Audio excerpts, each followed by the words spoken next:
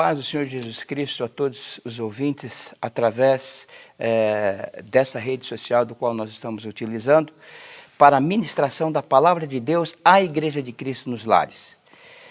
Nos tempos atuais que nós estamos vivendo, a Palavra de Deus ela parece nova, foi escrita há tanto tempo, mas nós podemos refleti-la na Palavra de Deus, aquilo que o Senhor Jesus Cristo inspirou os seus apóstolos a escrever. Então, eu gostaria de abordar um tema muito atualizadíssimo, que está escrito lá em Tessalonicenses, capítulo 2. Então, vamos usar esta palavra para nós meditarmos nela, nesse tempinho que eu tenho com vocês. 2 Tessalonicenses, diz assim: Ora, irmãos, rogamo-nos pela vinda de nosso Senhor Jesus Cristo e pela nossa reunião com Ele, que não vos movais facilmente do vosso entendimento, nem vos perturbeis, quer por espírito, quer por palavra, quer por epístola como de nós, como se o dia de Cristo estivesse já perto. Ninguém, de maneira alguma, vos engane, porque não será assim, sem que antes venha a apostasia e se manifeste o homem do pecado, o filho da perdição. Quando nós olhamos esse texto belíssimo do apóstolo Paulo, o que se vivia a igreja de Tessalônica nesse momento? Vivia-se a perseguição, uma tribulação muito grande, que levou os tessalônicos a pensar: meu Deus, eu acho que já veio, Jesus já veio, porque alguns pregadores, alguns ministros estavam pregando ali, que eram chamados de falsos mestres, ensinando que o dia do Senhor já tinha vindo. Isso os deixava mais apavorados. Imagine, eles já estavam apavorados por causa da perseguição, da tribulação. E quando nós vemos isso, o apóstolo Paulo escreveu na primeira carta aos Tessalonicenses, no capítulo 5, sobre como seria a grande tribulação. No capítulo 5 lá de 1 Tessalonicenses, ele dá uma pincelada sobre isso, do dia do Senhor. Então, nessa correria toda, então eles estavam preocupados. E alguns abandonando a fé, fazendo: bom, já não tem mais jeito, Jesus já veio, e enfim. E é interessante quando nós vemos o mundo, as coisas que estão acontecendo, nós esquecemos facilmente do que Deus nos ensinou. Nós movemos da nossa fé, daquilo que o próprio Deus, através dos seus profetas, através dos seus ministros, tem ensinado à igreja, né, do que acontece ao nosso redor.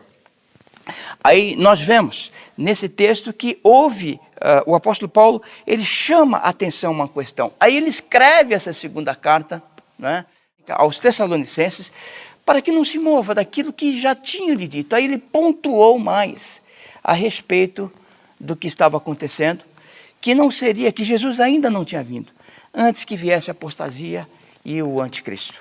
Né? Nós somos tentados, viu? Nós, pregadores, somos tentados. Há um meio de tudo que nós vemos, a terremoto, a desgraça, o que hoje atualmente acontece mundialmente, a ir lá em Apocalipse, a viver o Apocalipse, ou trazer até o capítulo 16 e 17 Apocalipse ao tempo atual. Nós somos tentados a isto. Nós poderíamos falar: está decretado o que Deus ali colocou. E o que ele colocou lá vai se cumprir. Mas sabe o que me chama a atenção?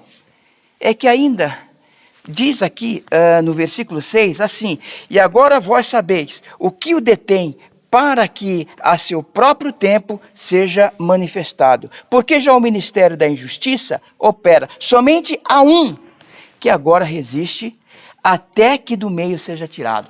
Há especulação sobre esses dois versículos, o 6 e o 7. Ele escreveu numa época que estava lá os romanos, estava perseguindo. Seria isto? Não, chegou até hoje nós.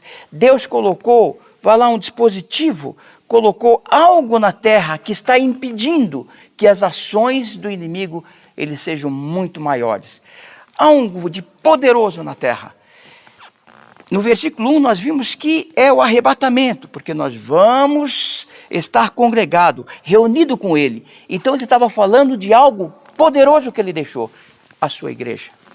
Eu poderia ser tentado a falar: já estamos vivendo Apocalipse 16, 17, Não, porque a igreja não estaria mais aqui. O apóstolo Paulo falou, não, tudo isso vai acontecer o dia do Senhor depois que a igreja subir.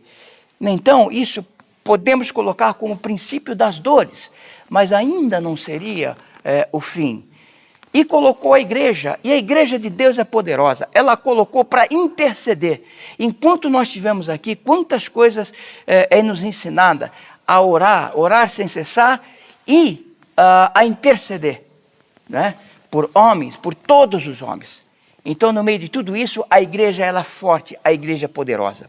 E a igreja brasileira, ela acordou nesses últimos tempos para intervir, para pedir, para suplicar a Deus. E muitas coisas têm acontecido.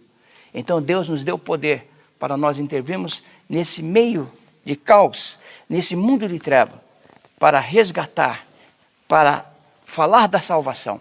Então não se mova, você que está preocupado com as coisas, será que vai acontecer isso? Não se mova da fé que você tem ouvido, que Jesus tem falado para você, tem colocado no seu coração a sua palavra de confiança. Não se mova, tudo isso vai passar e um aprendizado nós vamos ter de tudo isso. Jesus vai estar ensinando a sua igreja, fortalecendo mais aqueles que foram chamados, lavados, remidos, tiveram um novo nascimento no seu coração e tenha uma fé sincera com Deus. Que o Senhor Jesus Cristo, nessas poucas palavras, possa abençoar você, o seu lar, né? E você possa receber com alegria. Estaremos aqui fazendo isto para que a palavra de Deus possa chegar no seu lar e você não seja estéril enquanto tudo isso não passar, porque o nosso Jesus vive e a sua igreja está esparramada no mundo. Que o Senhor Jesus Cristo te abençoe.